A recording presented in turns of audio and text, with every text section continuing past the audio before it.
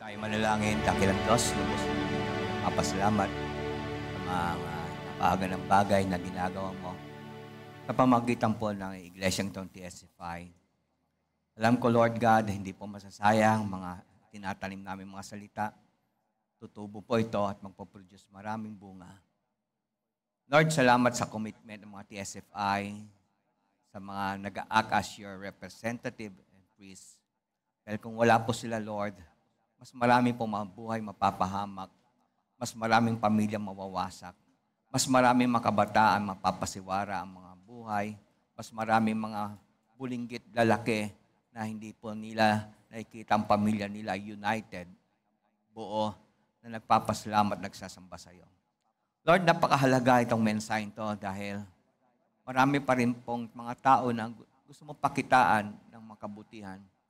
Subalit, hindi nila alam ang paraan, ang daan, o wala pong nagsasabi po sa kanila na sila po'y sumama sa tamang landas. Kaya Lord, I pray, Lord, na ihanda mga puso't mga isipan ng mga nakikinig, hindi lamang po rito sa loob, kundi doon sa makakaparirinig ng mensahe ito sa Facebook.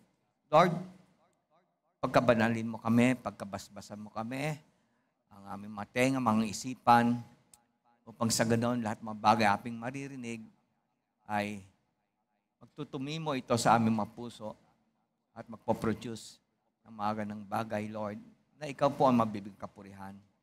Ganon din, Lord, as we accept your word, yung mga magpapakumaba, at dahil na-realize nila mga mistakes nila, mga failures nila, mga ungratefulness nila, mga unfaithfulness nila, sila po magsisi sa mga gawa nila. Kahabagan mo sila, Lord. I plead for precious blood sa kanilang lahat. Even those yung mga may makaramdaman na wala naman pong inaasahan at lubos ang pagtitiwala sa iyo, sila po yung pagalingin. Dahil Lord, mayroon kang pangako, by your wounds, by your stripes, we are healed. Salamat, Lord. Itong aking samot dalangin. In Jesus' name, lahat magsabing amen. Mula sa Numbers 10:29, Then Moses said to Hobab, the son of Reuel, the Midianite, Moses' father-in-law, we are going to the place of which the Lord said, I will give it to you. Come with us. Let magsabing come with us, and we will be good to you. Sumama ka sa amin, at kami gagawa ng kabutihan sa iyo. For the Lord has promised good things concerning Israel. Sa Tagalog, ganito po ang pagkasabi sa verse 29, at si Moses ay nagsabi kay Hobab na anak ni Reuel na Midianite, biyenan ni Moses, kami ay naglalakbay sa dakong sinabi ng Panginoon. Lahat magsabing naglalakbay sa dakong sinabi ng Diyos. Importante ito, no? Hindi sa dakong sinabi ng mga tao o sinuman, but sa dakong sinabi ng Diyos. God is telling us, meron siya talagang pinili na daan na dapat nating lakarin. Dahil itong daan na to ay patungo sa Kanya. Aking ibibigay sa inyo, sumama ka sa amin at gagawa ka namin ng mabuti.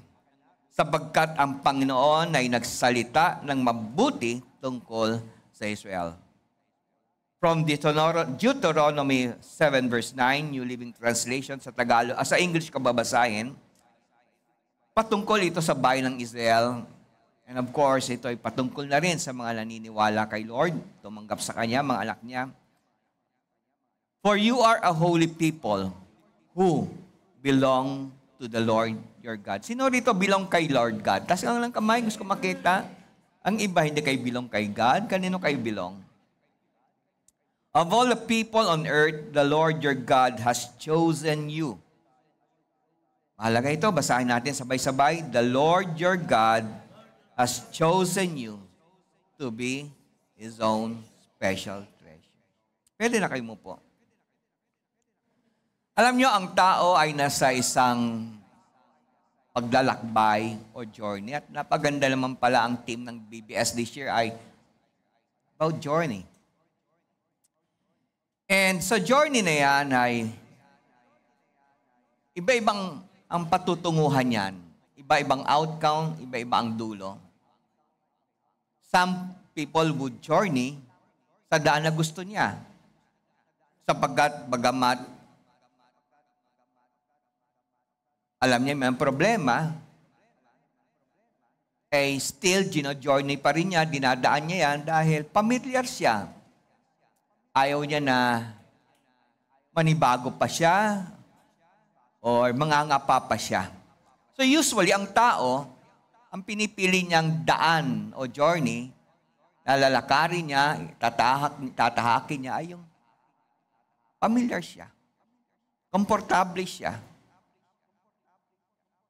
Although, maaaring iba sa alam nila, ang dulo nun ay kapahamakan. But some would journey sa daan na hindi familiar, but alam niya, since ang Lord ang nangunguna, ay dinadaanan niya. Now, ang tao, inherent sa kanya, o ang ibig sabihin ng inherent, likas, or nature na sa kanya, na gusto niya may kasama. And actually, si Lord nag-design yan. Kaya nga si Adam ay binigyan niya ng isang Eva.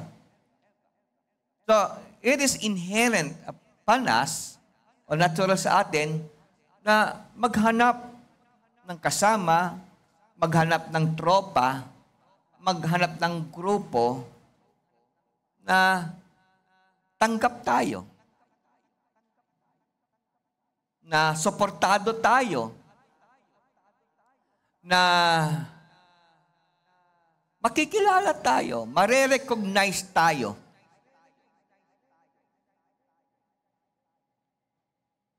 Ang problema lang, maraming pagkakataon na ang pinipili natin mga tropa, grupo, fraternity, Mason, ay ihahatid tayo sa kapahamakan. Kaya kita nyo, pagka ang tao may espiritu ng bakla, usually ang gustong kasama niyan ay kapwa bakla. Kasi feel nila, tanggap sila. Kaya mayroon tinatawag na sex reveal. And since tanggap sila, hindi sila nahihiya, magladlad ang tunay na pagkakatao. And komportable sila doon. Then of course, mga tomboy, kung may espiritu silang pagka-tomboy, naghanap sila ng katropa, kagrupo, na tanggap ang pagkatao nila. Although maliwalag ang Bible, na walang linikang Diyos na bakla, walang linikang Diyos na tomboy.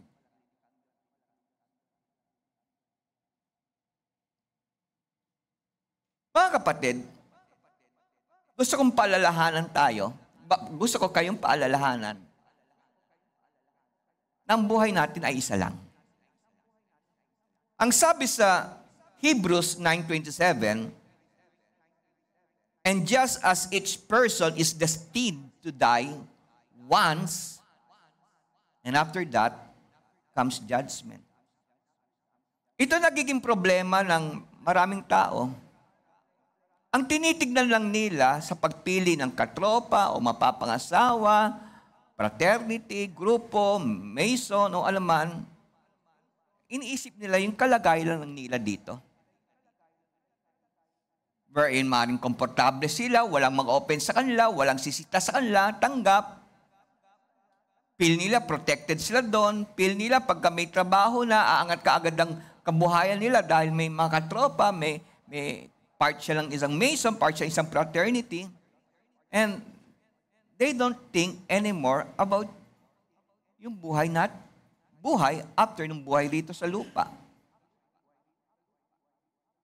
Wala namang forever dito sa lupa. Mamamatay at mamamatay tayo. So yung Hebrews 9:27, hina-highlight nito yung importance ng preparasyon. Hindi lang para dito sa mundong ito. Dahil alam natin, ang liwalang sinabi ng verse, isang araw, haharap tayo sa paghatol. Aanin mo kapatid, enjoy ka rito, tanggap ka, bakla ka ng tomboy, no? Kinukonsinti lahat ang kagustuhan mo. Tanggap ka na dahil magkatropa mo, pare-pares live-in lang, hindi kasal. Aanin mo yun. Kahit palagay natin, 80 years umabot ang buhay mo. Pero since may mga salita ng Diyos na lalabag, wala naman sa ating lulusot sa hatol. Haharap tayong lahat sa hatol. So yun ang problema ng iba. They join group, they join mga tropa, wherein tanggap sila sa journey nila rito sa lupa. Na hindi nila iniisip o naisip na they need to have the right faith. Tamang pananampalataya. Base sa turo ng Biblia. Dahil ang tamang pananampalataya based sa turo ng Biblia ay mag-aatid sa atin sa buhay na walang hanggan. Ang Biblia ay nagsasabi na mayroong 2 daan o journey. Mayroong maluwag. Kung gusto mo, anumang gusto mo magagawa mo, maluwag nga eh. Walang magsasaway sa'yo. Walang magtutuwid sa'yo. Kung konsintihin ka. Pero ang sabi ng Bible, ang dulo nun ay kapahamakan. Meron mong makipot, mahirap. Marami magsasaway sa'yo ng mga taong sincere ang concern nila sa'yo. Maraming magtutuwid. Mahirap talaga.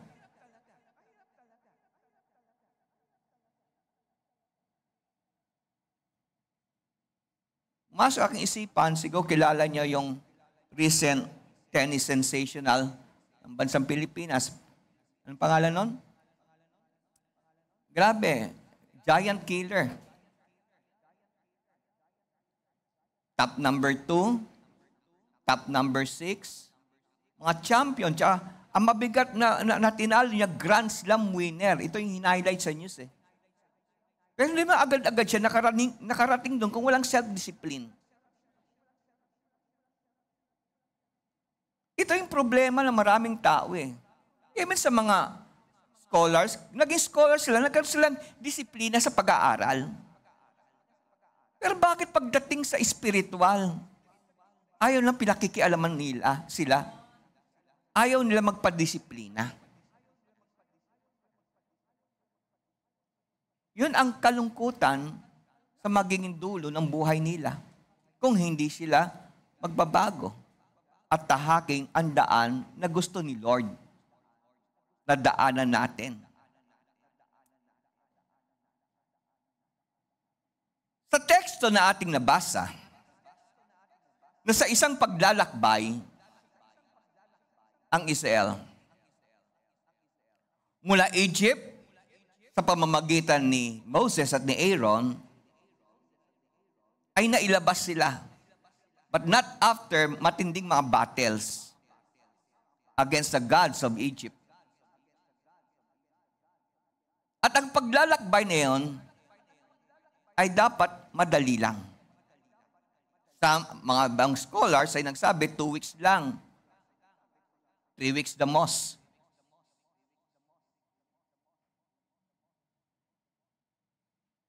At ang dulo ng paglalakbay na yan, maaaring mahirap, and we read it, ang dami mga challenges, kahit Red Sea ay dapat tawirin. Pero, ang dulo nun ay yung lupang pangako. Nasabi ng Bible, nagpo-flow ang milk and honey. So, napaganda ng lugar. At ganyan din tayo mga kapatid. We are sa isang journey. About Israel, ito yung sinabi ng Exodus 15:13. Iyong pinapatnubayan sa iyong awa ang bayan na iyong tinubos. Sa iyong kalakasan ay iyong inihatid sila sa banal mong tahanan. So sa journey which God has taken the Israelites sa pamamagitan ni Moses at ni Aaron, ay mismo ang Diyos ang mangunguna. Hindi yung sinabi niya, alsa kayo dyan sa Egypt, punta kayo sa lupang pangako, then pababayaan niya. God promised, sasamahan sila. So makikita natin, kapatid, na how favored o espesyal ang Israelita sa mata ng Diyos. Nakita ng Diyos ang kalang suffering for 100 years, ang sabi ng Biblia. Nagdusa sila ng matagal. At narinig ng Diyos ang hiyaw nila, ang iyak nila. Dahil wala silang sariling bayan. Then pinahihirapan pa sila doon sa lugar na kung saan sila'y nakatira. So God heard their prayers. Ang sarap pagka ang prayers natin ay pinakikinggan ni Lord. At ang sarap mabasa din, kapatid, na sa paglalakbay natin dito sa mundong ito, hindi na tayo pinababayaan kung ang daan na pipiliin natin ay yung daan na pinili niya para sa atin. Surely, makakarating tayo sa tahanan na inihanda niya sa atin sa kalangitan. So sa journey ng bayan ng Israel, panandalian sila, o momentarily, nagpahinga sa paran. At doon na-meet ni Moses si Hobab. Now, dito sa version na basa natin, ang pag-introduce kay Hobab ay biyenan niya. But in other version, ay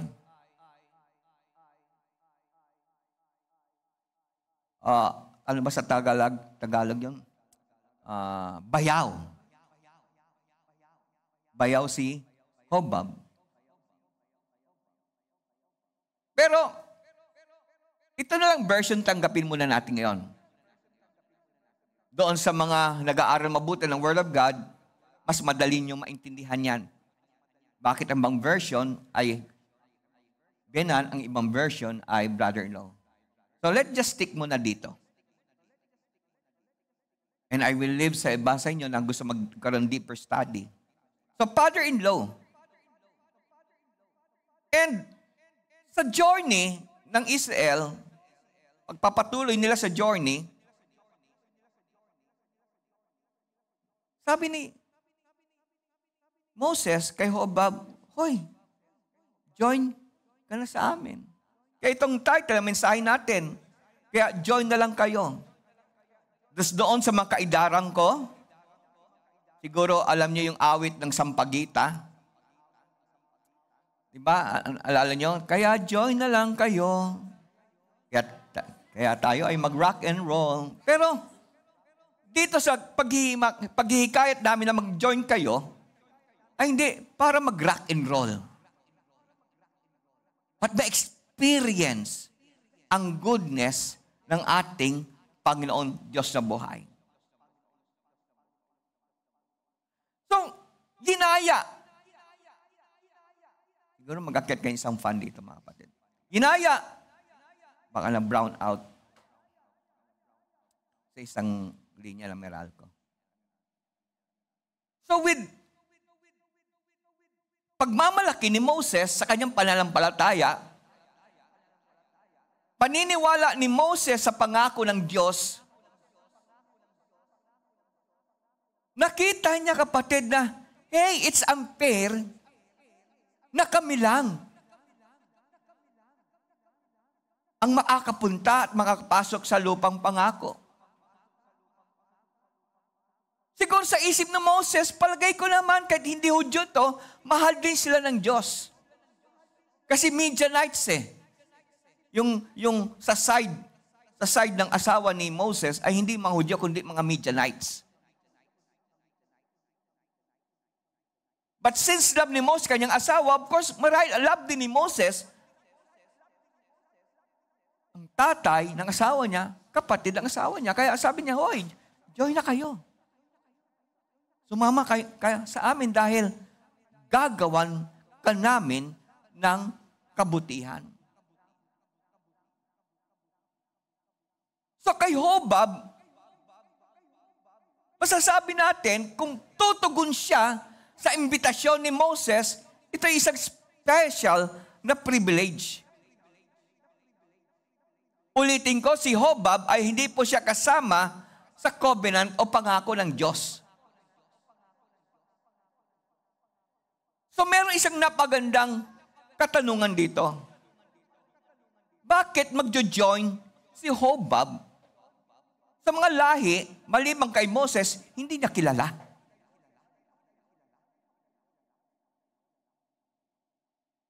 Pwede naman ako bumalik sa lugar namin. Although may mga problema rin, at least kilala ko mga kasama ko. Kabisado ko lang ang lugar. So bakit ako po sasama sa mga strangers na to na mismo sila hindi pa nila nararating? Diba? Minsan nakakarinig kayo, bakit nakapunta ka lang sa langit? Sasama mo ako dyan? Sure ba kayo na magandang pupuntahan? Nagigets na ako yung kapatid. But, sa isip ng Hobab, bakit hindi? Bakit hindi ako sasama? Bakit hindi ako magjo-join? Naniniwala ako kay Moses. So kung naniniwala ako kay Moses, maniniwala ako sa sinasabi niya na ito ay pangako ng Diyos. And beside, I want to break free mula sa dati kong buhay. Hello, makinig. Ito ay nagiging problema ng marami.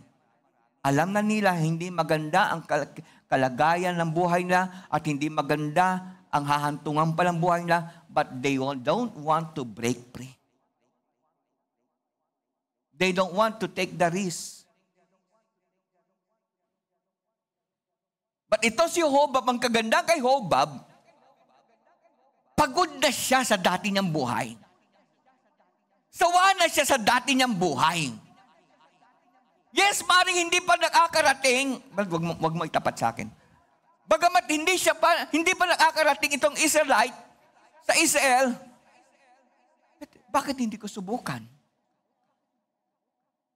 Ito naging problema ng maraming tao. Dito sa dating buhay, alam na nila kung anong babagsakan.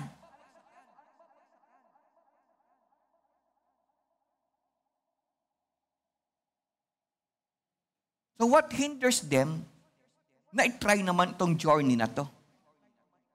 Na sinasabi ng Bible, ang dulo nun ay buhay na walang hanggan.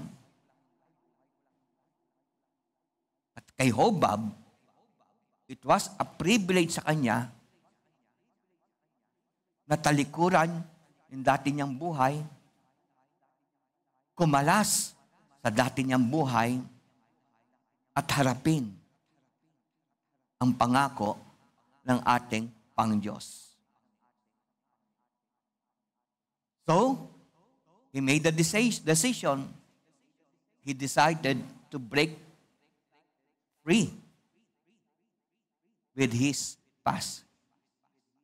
Alam niyo bang awit? I want to break free, di ba? Tulad ng Israel sa time ni Moses,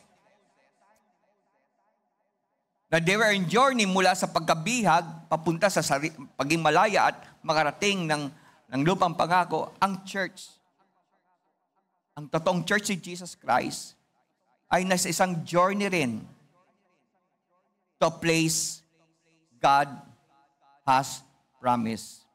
Naiwan na yung operator, na bago na ba? Alert to, operator.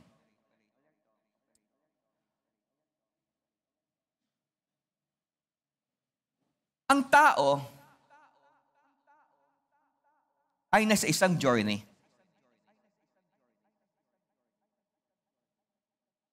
Hindi lang dito sa lupa, but sa eternity.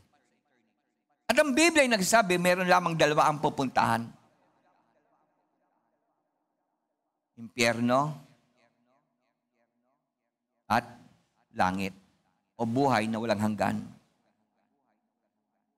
Ang dinescribe ng Bible, pagka-impyerno pupunta ng tao dahil ayaw niyang baguhin ang daan niya, daan ng hindi maganda, daan ng kasalanan, daan ng siya ang masusunod.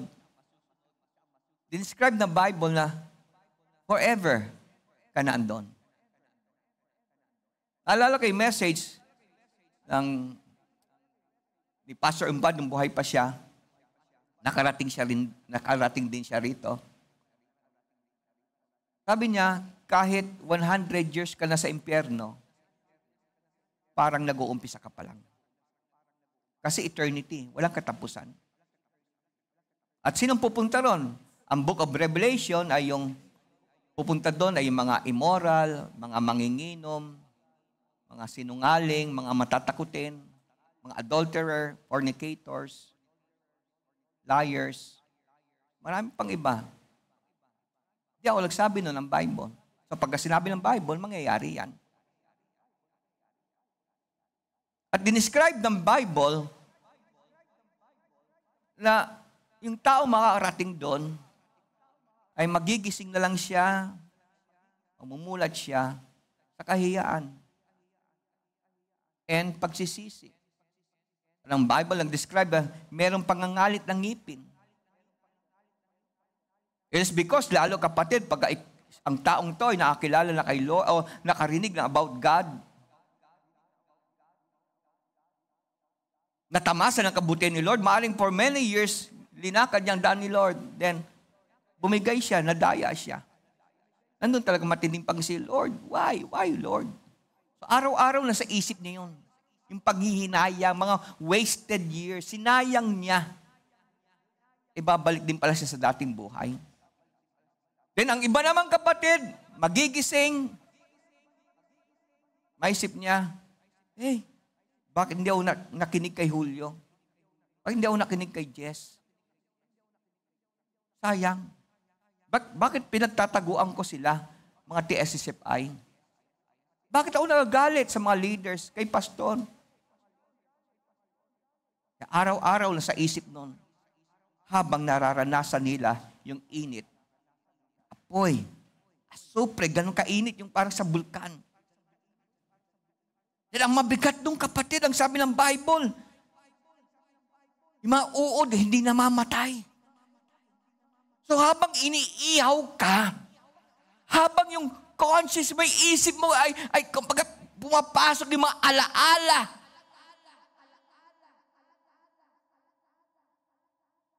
Grabing torture nun.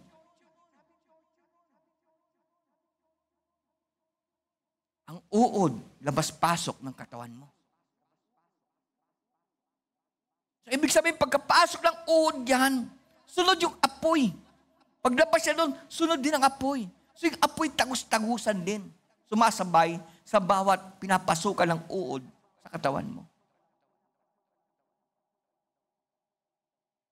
But describe din ng Diyos ang heaven. No more tears. No more shame. No more pain. Ang tanong ko sa inyo, alin din ang pipiliin mo?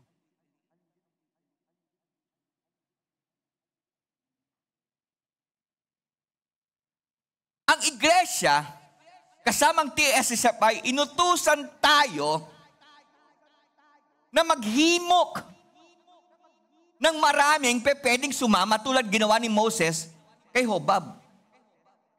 Hobab nga ba yung pangalan? Tama ba ako? Yes, correct. Tungkulin natin yan. Kung nabasa nyo, take away ko kanina. Banggit ko yan, it is our responsibility to the next generation.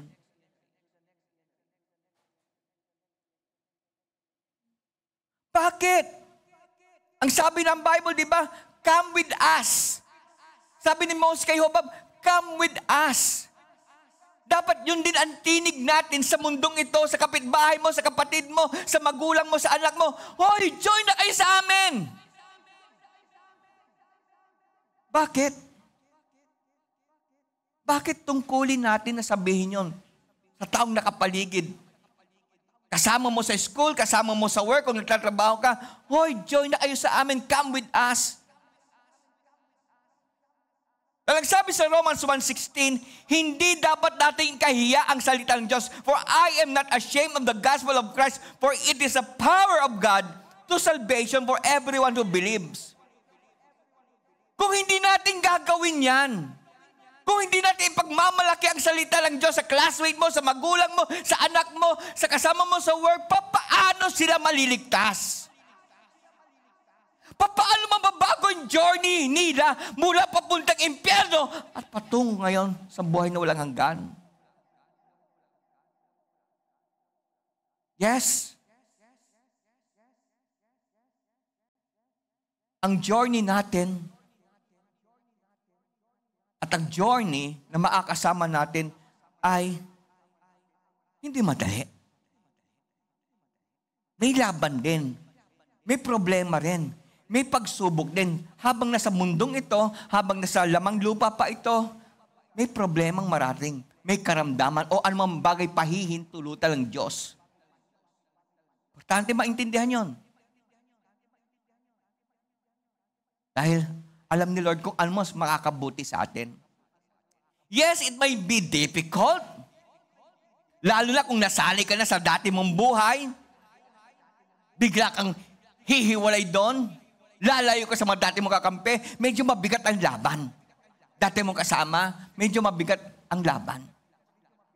Maraming kakantsaw sa'yo. Maraming uusig na sa'yo. Itatakwil ka. Na-experience ko yan in the past. Sa mga family ko, tinakwil ako. But ngayon, gumaganda samahan namin mga kapatid ko. Ang kaganda sa biyahe natin eh. Kaya dapat wag natin ikahiya ito. Ang kaganda sa biyahe natin sa mundong ito, kasama natin si Lord. Can you say amen? We are walking with not just a God, but a great God. Kaya pagkasasama ka sa amin, sa biyaheng ito, sa lakad na ito, meron pong pangako ang Diyos. God said about Himself na 34 verse 6 sa Exodus, at ang Pangnooy nagdaan sa harap niya, na itininyag ang Panginoon Diyos na puspos ng kahabagan. So ito yung Diyos na kasama natin eh. Ito yung Diyos na sasama sa atin. Ano itong Diyos na kasama natin sa biyang to? Siya ay puno ng kahabagan. Hindi siya malupit. Siya ay mapagkaloob, gracious, banayan sa pagkagalit, at sagana sa kaawaan at katotohanan. Na ang tanong ko sa inyo, hindi ba kayo sasama sa amin?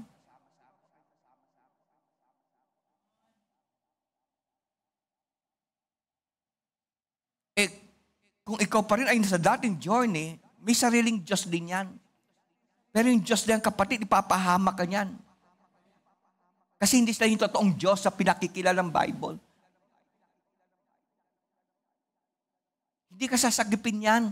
Gusto nga niyan, mawasak buhay mo eh. Kaya ka nga linilid sa kapahamakan. Kaya ka nga linilid sa maraming tropa, maling kaibigan. Maling relasyon, maling pag-iisip. Kasi gusto nga niya mawasak ang buhay mo. Pero ang Diyos natin, kapatid, nasasamahan tayo. Kaya huwag natin ikahiya kung as much as possible, araw-araw meron tayong sinasabi, join na kayo sa amin, dahil ang Diyos namin ay banayad sa galit. Matinding magmahal. Sagana sa kaawaan at katotohanan. So ang Diyos na pinakikilala ng Bible, He is motivated with love.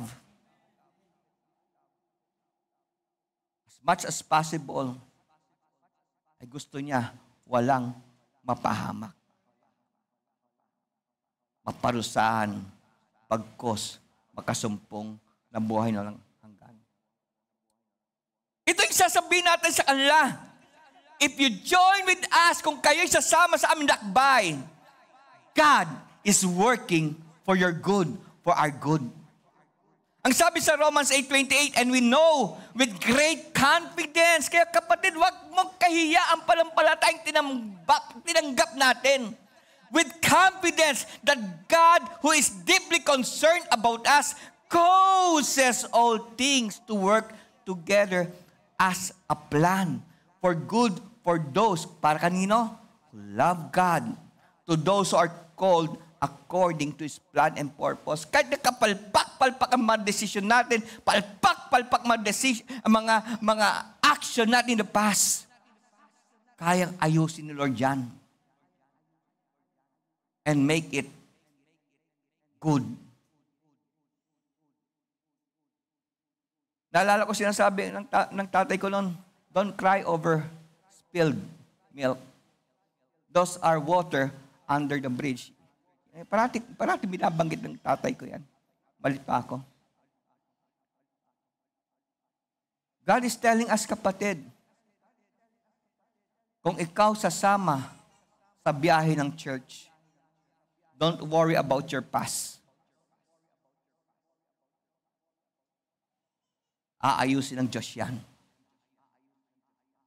At ang magiging dulo niyang, kapatid, ay makakabuti para sa iyo. So ano pong sinasabi ng Romans 8:28? Ang Diyos, hindi po siya gumagawa ng mabuti para sa kanyang sarili lamang. Ang ginagawang kabutihan ni Lord ay para sa ating kapag-pakinabang. For our benefits. Ang talatang dito ay nagsasabi, kung ang Diyos ay kakampi mo, sino pa ba ang lalaban sa iyo? If God is for us, who can be against us? Kaya kung sa mundong ito, kapatid, sa biyaheng ito, kapatid, ay ikaw you are being mistreated, ini-small ka, para baga hindi ka kasama sa pamilya, hindi mo nararamdaman pag-ibig, wait! Pagka inalaw mo ang buhay mo to be taken control by God, maganda ang magiging dulo ng buhay mo. Kaya mga pulubi sa panahon natin ngayon, mga underprivileged, yung mga nagugutom, yung mga pinagtatawanan, mga naaalipin, mga in the disadvantage, there will come a day, marireverse yan. Sabi ng iba, ang church ang may huling halakhak. Kaya wag ka mainggit sa mga taong patuloy na nagsasabong. Wag ka mainggit. Kahit manalo pa sila sa loto, wag ka mainggit. Patuloy nang nginginom, patuloy nang pahayhay, wag ka mainggit. Tandaan natin, ang liwanag na sabi ng Hebrews chapter 9, isa lang ang buhay natin. Pag namatay ka, hahatulang ka ayon sa ginawa mo. Can you say amen? Kaya kung ikaw, kapatid, kasama sa nabanggit ko na naaapi, kawawa, kapatid, o hindi magandang kalagayan mong buhay, darating ang time, ikaw magiging ulo. At hindi na magiging buntot. Kaya anong sasabihin natin sa kapitbahay natin? Join na kayo! Sumama na kayo sa amin! Why? Because number 3, or letter C, God is in control of our world. Control ni Lord ang lahat ng bagay. Sa Psalms 22 verse 28, sapagkat ang kaharian ay sa Panginoon at siya ang puno ng maraming bansa. Kaya ang sinabi sa Philippians, kapatid, so 9 na nakamali, dati ang time, lahat ay luluhod. At lahat magsasabi, Lord Jesus, ikaw talaga ang Panginoon. So bakit ka magjo-join sa amin? It is because, pang-apat na 30, God gave us hope in our trials. Kapatid, sa mga totoong nagmamalasakit dito, huwag mo tipirin ang bibig mo. Huwag mo tipirin ang salita mo patungkol kay Lord. Dahil kawawa sila. Lalo sa gitna ng mga problema, gitna ng mga karamdaman, gitna ng maraming mga troubles. Dahil pagka sa tamang journey na sila, and God ay nangunguna sa journey dahil siya ang shepherd natin, ang Lord ay parating nagbibigay ng pag-asa sa gitna ng maraming trials. Bakit? Number one, unang-una, because He won't let our trials be too overwhelming. Sa 1 Corinthians 10:13, hindi dumating sa inyong anumang tukso, kundi yaong matitiis ng tao. Datapwat tapat ang Diyos na hindi niya itutulot na kayo tutuksoin ng higit sa inyong naakaya. Kundi kalakip din dito ang tukso ay gagawin naman ang paraan ng pag-ilag upang ito'y iyong matiis. Unang-una, kapatid, bakit si Lord nagbibigay ng hope sa ating trials? Pagka dumating ang mga pagsubok, dumating ang tukso, ang unang pangako niya, hindi niya pinahintulot ang tukso ay higit sa iyong kakayanan. Ngayon, kung bumigay ka, choice mo yon. Yun ang naging decision mo. Pero kung kakapit ka kay Lord, tutulungan ka niya. Hindi niya hahawin ang problema kasi habang buhay may problema. Patitibahin ka niya. Number 2, anong sabi ng Bible? Kung sakali man dumating na, bibigay ka na. Kaya nga, anong inaawit natin? God will make a way. Ay, personally, na-experience ko yan. Maraming pagkakataon, dapat wasak na yung pamilya ko.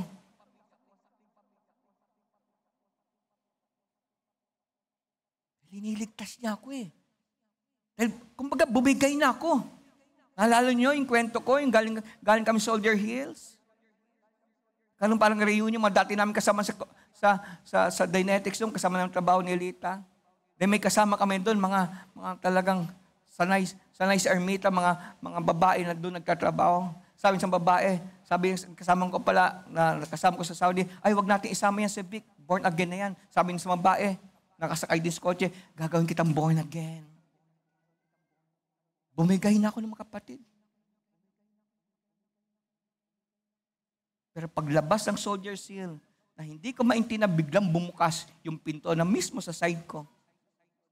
Si Lord nagbukas nun. Kagandahan, tama naging response ko, bumaba na kaagad ako. Ito naging problema ng tao eh. Si Lord nagbibigay ng escape route. Ang problema, hindi ka nagre-response ng tama eh. Si Lord parating nagdiligtas siya. Ang problema, hindi mo nakikita yung paraan ni Lord.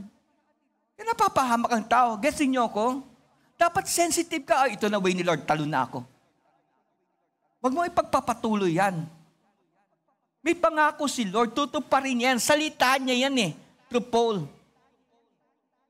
Pero kung mali naman ang response mo sa way ni Lord, mapapahamak ka talaga. At huwag mo sasabihin, pinabayaan ka ni Lord. Can you say amen?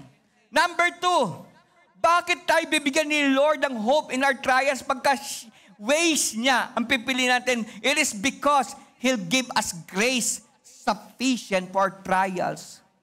Dahil sinabi niya sa 2 Corinthians 12:9 sa English version, tayo nga sa Amplified Bible version, but He has said to me, my grace is sufficient for you. My loving kindness and my mercy are more than enough, always available regardless of the situation, for my power is being perfected and is completed, and it shows itself most effectively, grabe. It's most effectively in your weakness. Ano sinasabi dito ng Diyos to Paul? Mas epektibo ang Word of God kung nakakaroon tayong panghihina or in our weakness. Lalong lumalakas, lalong umaangat ang kapangyarihan ni Lord.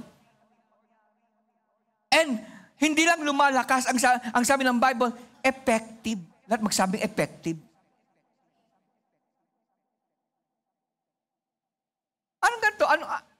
magsaysay, lumalakas ka, pero hindi naman, kumakain ka kung ano-ano, nag-exercise ka kung wala naman hindi naman effective.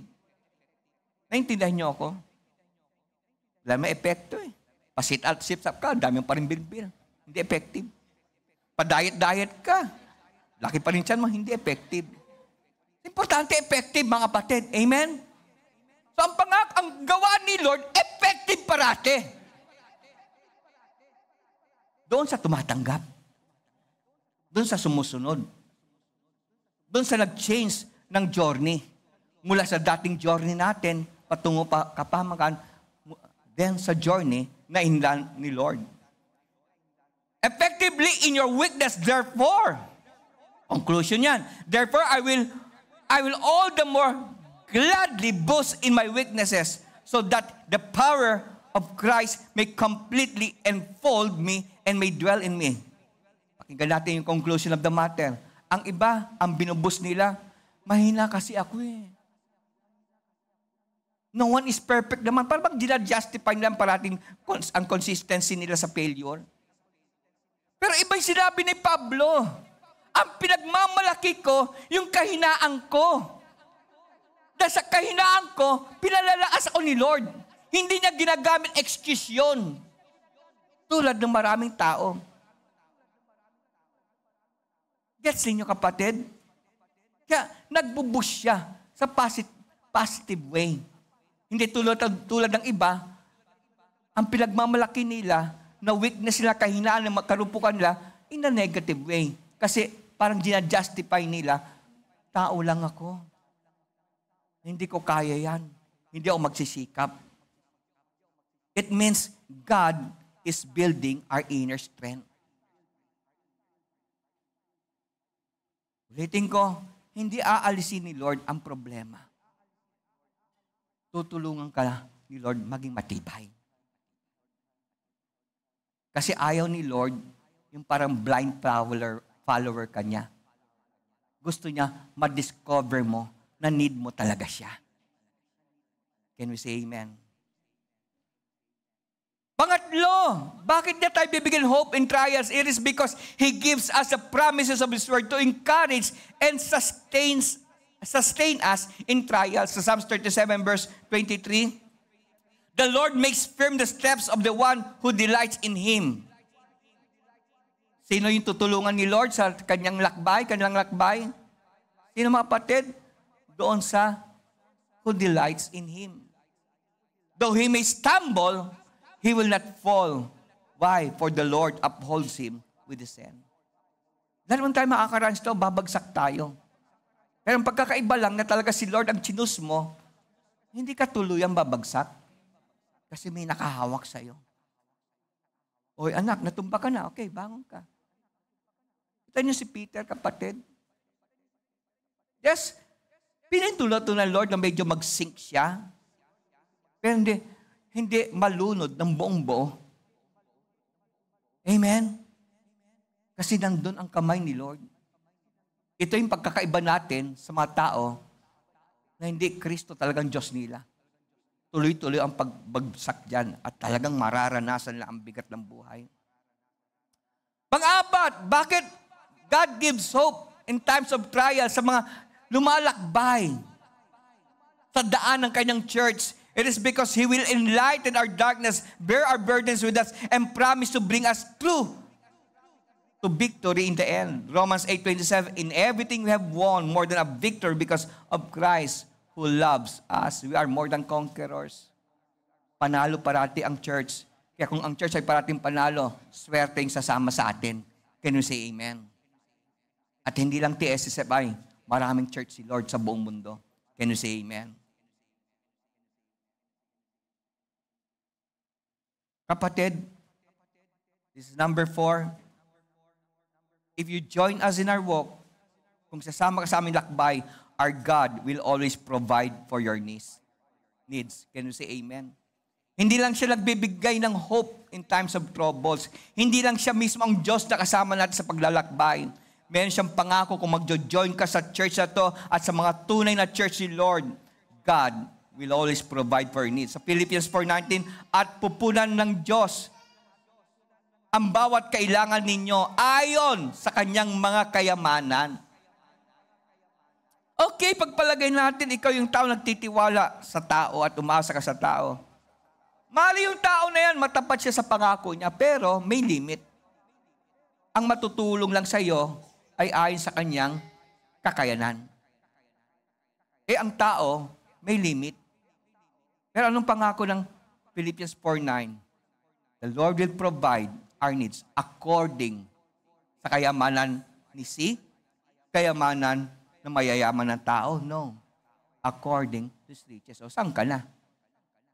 Kanino ka sasama?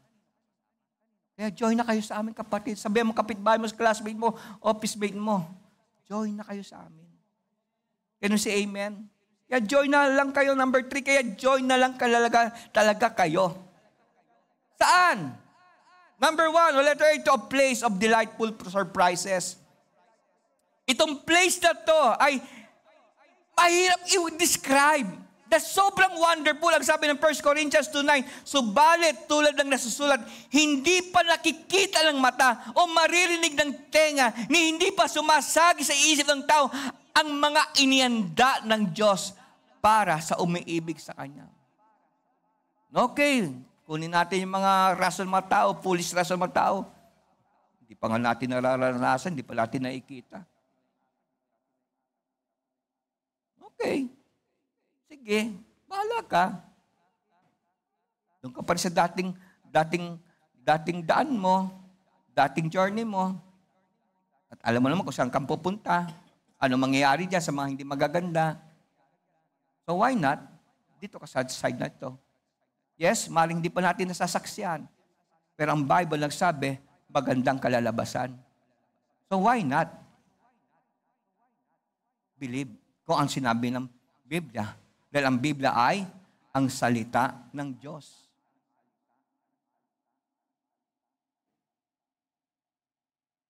Kaya join ka na sa anyo. Bakit? Kaya join ka na sa amin. Bakit? It is because ang church na ito, gagawang ka ng kabutihan. Paano ng TSSFI maagawa ng kabutihan sa mga taong sasama sa atin? Unang-una, we perform the right baptism. Alam mo, hindi kayo mabuti.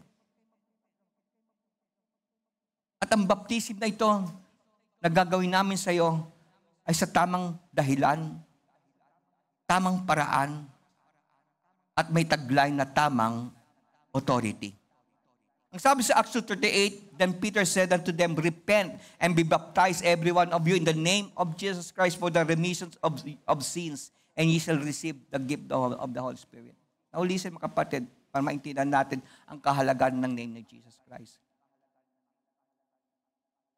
Pag kami nagsama, lalaki, babae, at hindi kasal, so pag hindi kasal, hindi kinuha yung apelyido ng lalaki. Tama po ba? Anong pwede maging problema niyan? Kakaroon problema sa birth certificate, mga anak. Maring magkakaroon problema rin kung mayroong pamana. Matagal na labanan yan. Mga benefits, pagka namatay, ang hirap asikasuhin yan. Pagka iba apelyido, hindi po ba?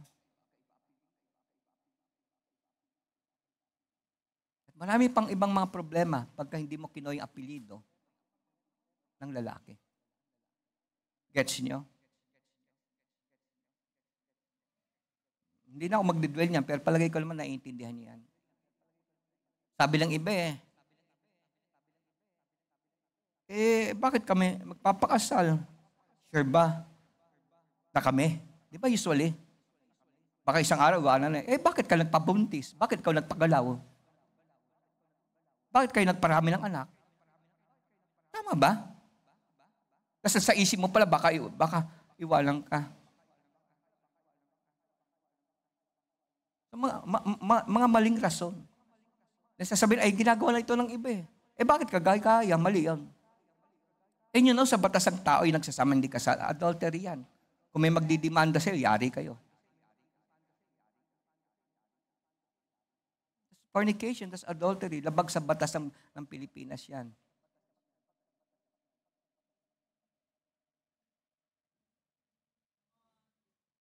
So yung pagkuha mo ng pangalan ng lalaki ay pagtitiwala. Tama po ba? Pagtanggap ng responsibility. At pag-aayos ng pagsasama ninyo. Ang sabi rito sa Acts 2:38, then Peter said unto them, repent and be baptized every one of you in the name of Jesus Christ. Ibig sabihin, kunin mo yung pangalan ni Jesus Christ. Kaya kami excited. Nasabihin sa'yo, join na kayo sa amin dahil ang baptism dito sa church ay yung tamang baptism. Binabanggit namin pangalan ni Jesus Christ. Paano mo sabi na Kristiyano ka, ang pangalan ni Jesus nga, hindi mo ayaw mo tanggapin?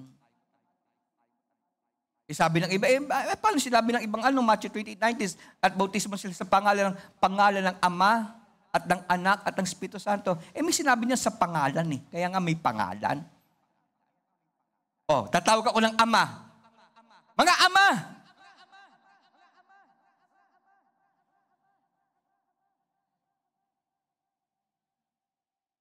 Papangit nyo!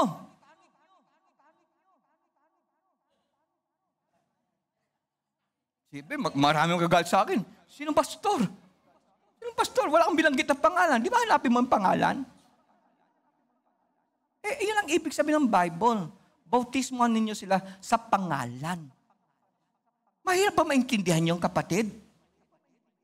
Sa pangalan.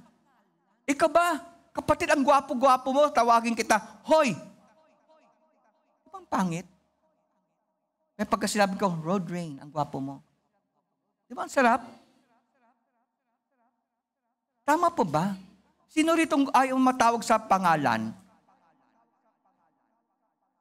Di ba gustong-gusto natin tawagin tayo sa pangalan natin? Paano malulugod ang Diyos sa'yo? Pangalan niya, hindi mo tanggapin sa bautismo na mahalaga. Tapos pray ka, Lord. Pagtingin ni Jesus sa'yo, teka, sandali, sino ka ba? Wala yung pangalan ko sa'yo. Kaya importante ang pangalan. Para saan? Para sa remission of your sins. Sa ibang version, para sa kapatawaran ng iyong kasalanan. Kaya kapatid, mga young people, balita ko, ang dami umatin sa pang-alat. Pero kung ang ganun lang, walang follow-up, walang mangyayari doon. Dapat join ka na. Linggo ngayon, sama kayo. So nag-enjoy sila kahapon, pero kung hindi nyo naman sinama sa journey natin, masasayang yon. Walang mangyayari, pagod lang.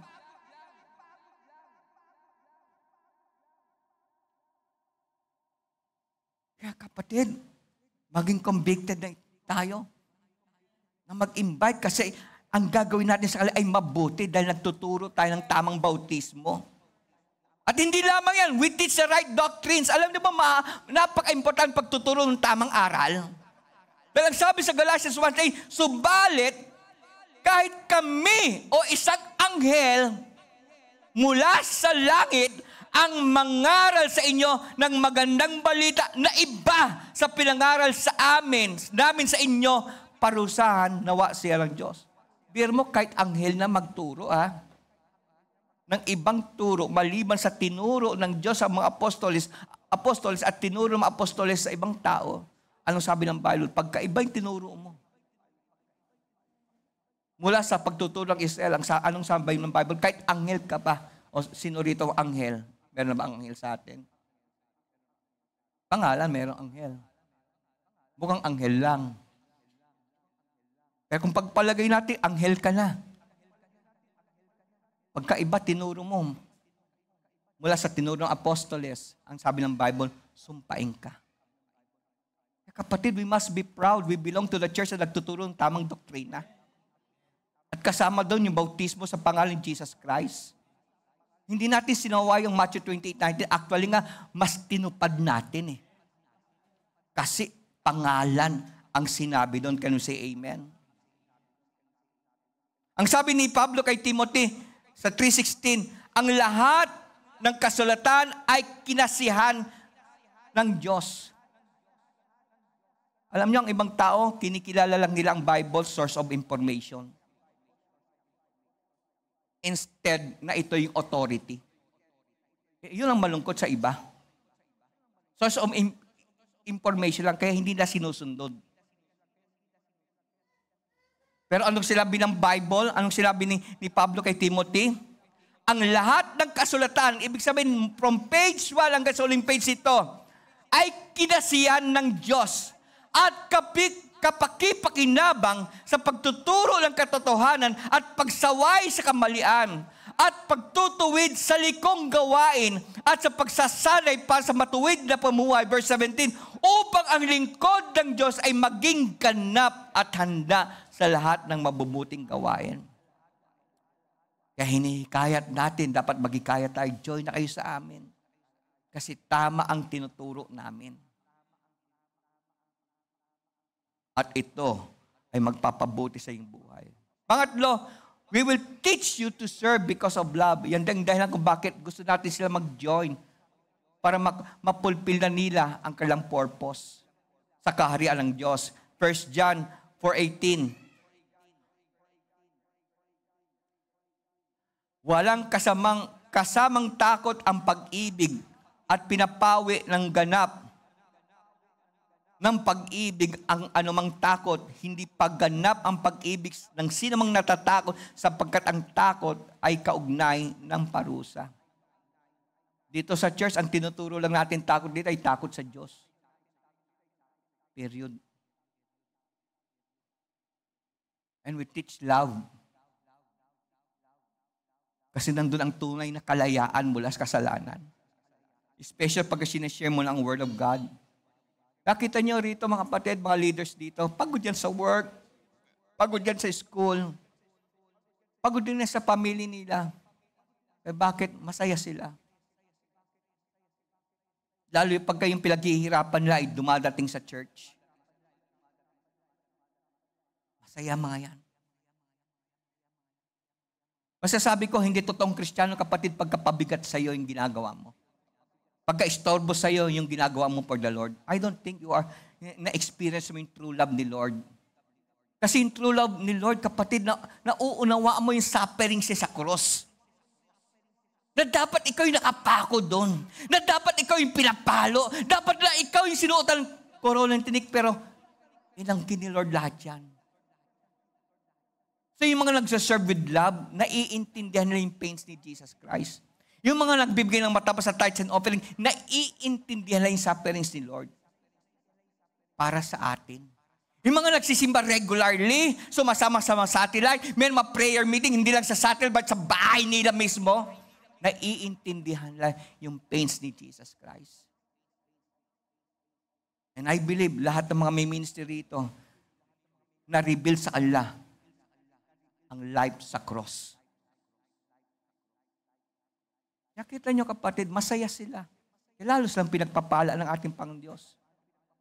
Yung mga hindi pag-graduate dito, nila Judy May, nila Edson, nila Dedea, darating ang time mo nila. Makikita natin kapatid na walang sayang sa paglilingkod sa Diyos. Matuto ka lang maghintay.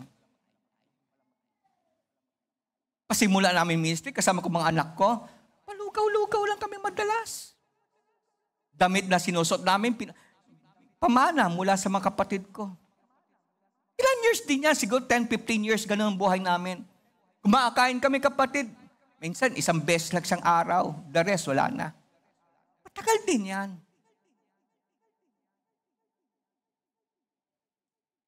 Pero pagka-love mo talaga yung ginagawa mo para Lord, darating at darating ang moments mo.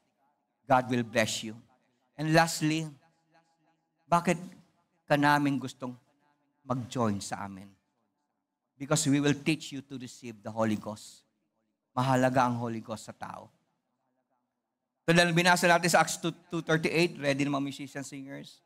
At sinabi sa kanila ni Pedro, magsisi kayo, magpagbautismo, ang bawat isa sa inyo sa pangalan ni Kristo para sa kapapatawad ng iyong makasalanan at tatanggapin ninyo ang kaloob ng Espiritu Santo. Ano mo kapatid, na-baptize ka sa tubig pangalan ni Jesus Christ, kaya hindi mo naman natanggap ang Holy Ghost.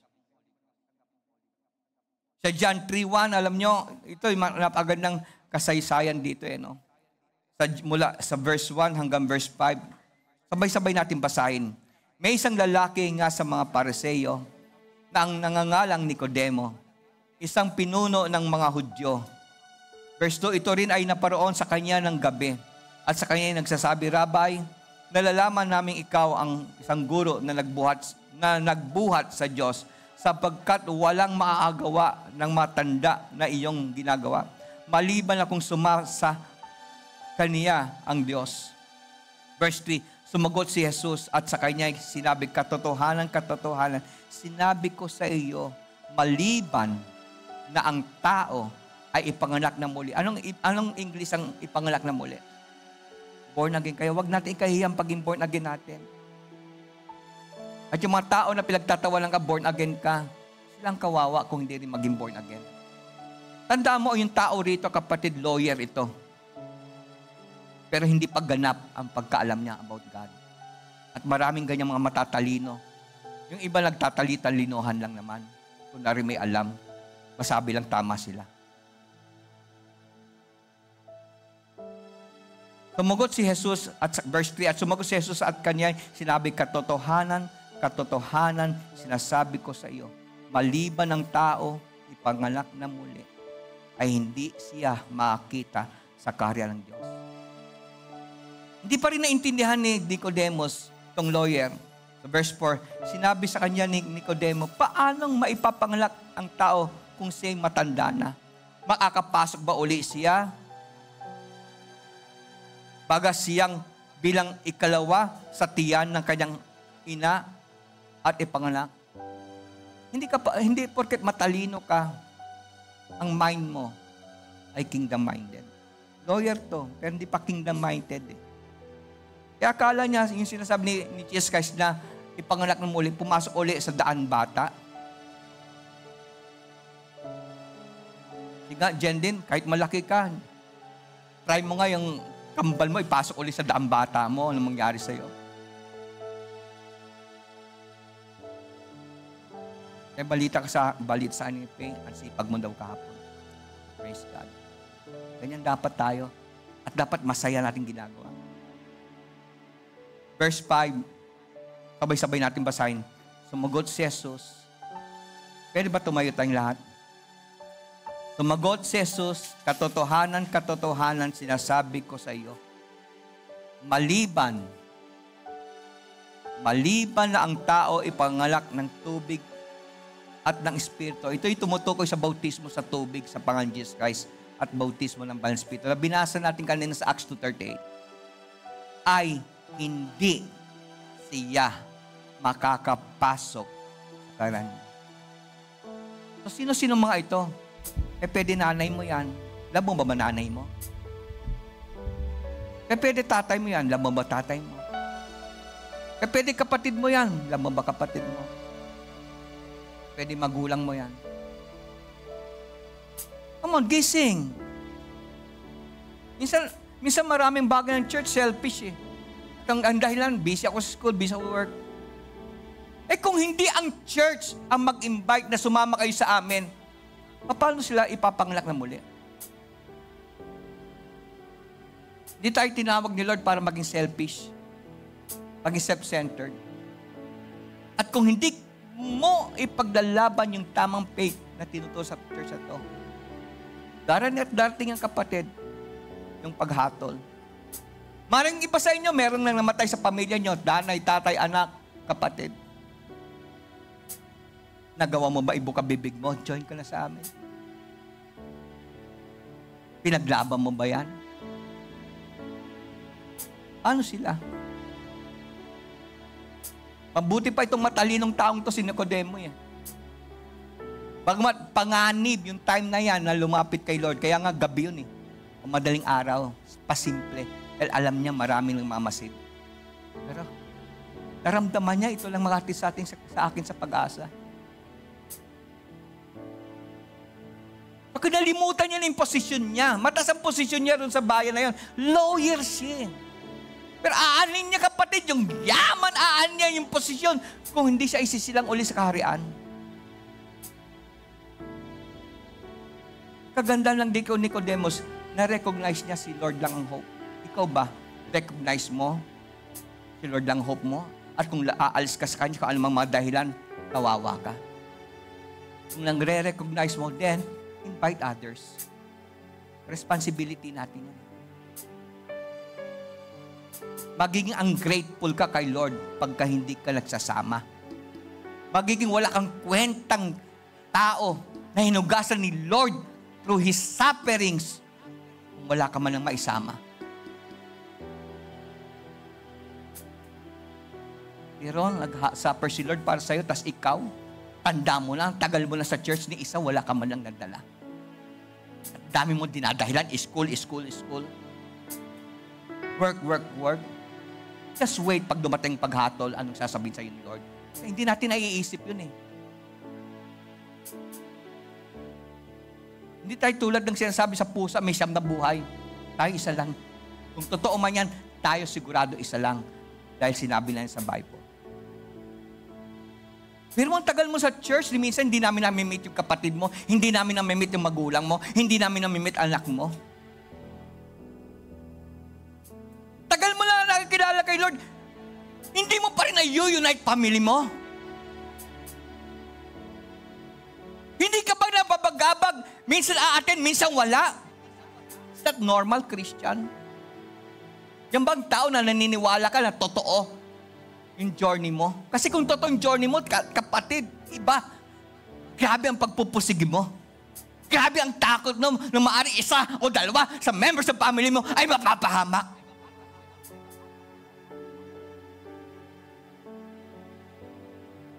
Kasi Moses, alam niya, grabe yung pupuntahan nila. Kaya, oy, bayaw, alam ko Midianites ka, or join ka, dahil we will do you good. Dahil yan nangako sa amin ay totoo. Wake up. Okay lang sa'yo, kapatid, nasa isang company ka, nabe-bless ka doon. Pero isa man lang, wala ka pa nadadala sa church. Kung may nadala man, wala pang nababautismo. Kaya mo ba yan, kapatid? Can you sleep peacefully tuwing gabi?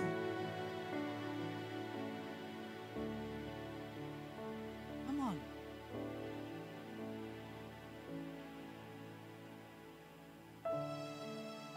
What profit a man if he gains the whole world but forfeits his own soul? Alam nyo, ating ang time maging huli na ang lahat para sa iyo. Maging huli ng lahat para sa anak mo. Maging huli ng lahat para sa magulang mo. Don't feel too comfortable, not until may nadadala ka kay Lord. Not until nabubuo mo yung pamilya mo. Don't be too comfortable. Kahit marami ka pang pera o lumalangoy ka na sa maraming pera. Kakatakot yan, kapatid.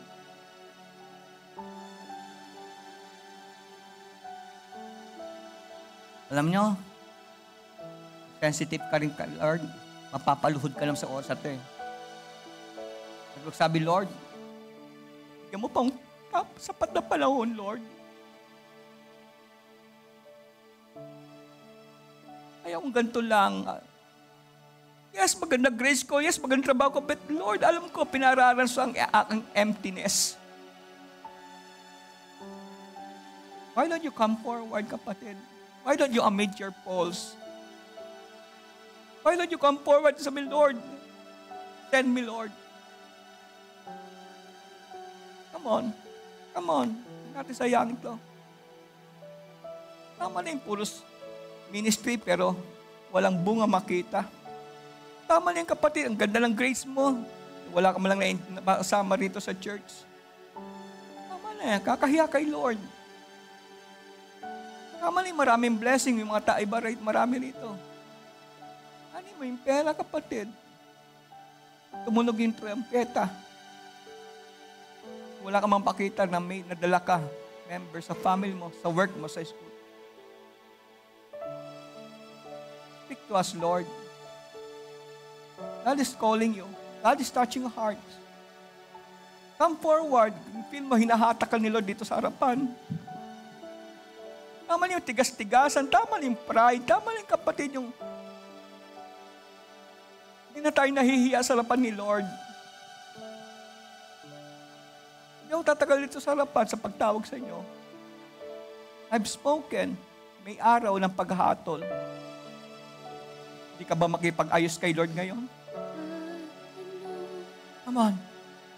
Sino pa yung mga may malambit ng puso pa? Sino pa yung mga concerned pa sa magulang, concerned pa sa anak? Come. Sino pa yung mga gusto pa ma-restore sa ministry? Sino pa maging kapatid, sensitive ang puso? Huwag kayo dyan sa daanan dahil may mga pupunta sa harapan. Come forward, kayo mahiya. Kung sino yung na-feel yung burden for the lost. Na-feel mo yung burden pa sa kasama mo sa trabaho. Na-feel mo yung burden sa mga classmate mo. Why not come forward, Lord? I'm sorry. Wala ko na invite. Wala ko na sasama. Matagal na walang nasolwin, Lord. Matagal na, Lord, patay cell group namin. Matagal na, Lord, ako nawala sa ministry, Lord. Ayokong ganito. Remember, sa lang buhay natin, darating at darating ang paghatol. Paano ka harap kay Lord? Tumating na yung panahon mo. Pag malaki na, wala kang kasakit ngayon, kapatid. Dami na didisgrasya ng magandang katawan. Si Lord ang hope natin. Wala lang iba. Humble yourself. Huwag tayo magmatigas-tigasan. Kung iba lang nagagawa na lumapit, bakit ikaw hindi mo kaya? Ba't iba kaya na magpakumbaba, ikaw hindi mo kaya? Hindi ka kaya ni Lord?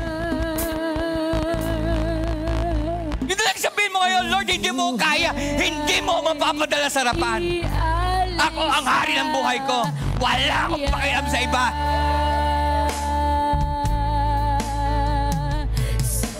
Hallelujah. Hallelujah, hallelujah, hallelujah. Hallelujah, hallelujah, hallelujah. Hallelujah, hallelujah. Convict us, Lord. Durugin mo kami mga puso. Konsensyahin mo kami. Rebuke mo kami. Kayanin mo kami, Lord. Kayanin mo kami, Lord. Ayaw namin manatiling walang silbi. Ang relasyon lang namin sa'yo ay ang offering namin, ang tithes namin, ang attendance namin. Other than that, wala kaming relasyon sa'yo dahil hindi mo kami kaya. Subukan mo. Hallelujah, hallelujah, hallelujah, hallelujah, hallelujah. Hallelujah. Magkaroon tayo ng great awakening ngayon. Tanggapin mo. Invite others. Tungkulin natin yan. Magsama sa biyahe natin.